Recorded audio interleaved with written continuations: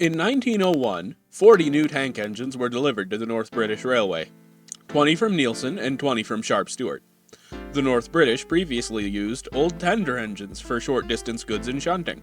It was being proven to them that tank engines were more practical for this work, however.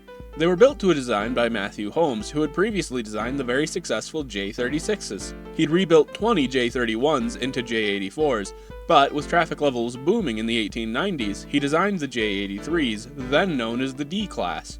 Holmes was, at least in some part, to blame for the lack of tank engines, but when he finally got around to making them, he knocked it out of the park. The J83s were meant to replace tender engines, which meant taking on short-distance trains and heavy shunting, and basically anything else that needed doing wherever and whenever they happened to be, and they were nearly everywhere on North British metals. They were exceptionally busy engines for about 8 years. In 1909, Reed introduced some 062 tank engines, which had superior fuel capacity and then took over the short-distance work. This effectively turned the J83s into dedicated shunters. Some of them had just steam brakes, and so they shunted primarily goods trains, and some had the necessary brakes to work as station pilots. After the grouping, they'd have a light rebuild, but they more or less found their homes shortly after and stayed there until the end of their service lives. The first was withdrawn in 1947 at 46 years old. Very old for a steam engine.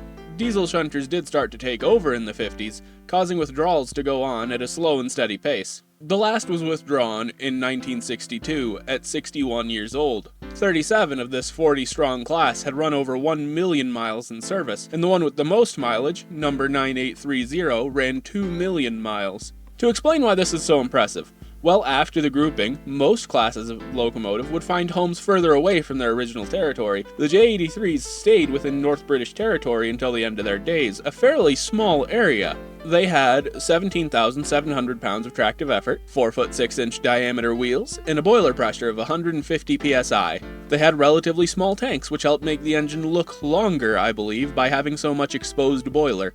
Between the small tanks, low boiler pressure, and small firebox, I believe they would have done an awful lot of sitting still waiting for a path. As for shunting work, they had fairly long wheelbases of 15.5 feet. The engines weighed around 45 tons, and while that was light enough and strong enough to do branch line work, water capacity may have been prohibitive.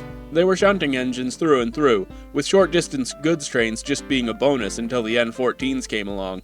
There is no question they were good at what they did. 39 of the 40 engines survived into British Railways ownership, and by the time they were all withdrawn, Ivett's 2MTs began to be withdrawn as well. Even a standard 4-tank had been withdrawn in their last year. Many younger engines were long gone before the last of the J83s went away. For example, every D49 was withdrawn by the end of 1961, and the first of them was built 26 years after the J83s. To be honest with you, I only really looked into the J83 because I found a model on the train's download station, but when I looked into it I found that there was fairly little talk about them on the internet. Sure, they've got a Wikipedia article, and there's a handful of very good pictures of them online, and people in the right sort of spaces know of them, but they're just obscure enough that I only found out about them through a computer game. They're quite nice looking engines, and clearly their owners found them to be worth keeping around, but they're almost exclusively an afterthought now. Some little model that's neat to have. Outside of their longevity, there's really nothing special about them. But I get to make these videos as an excuse to learn about old trains, and that's what I'm doing here. Thanks for watching. I'll be back in a week with another video.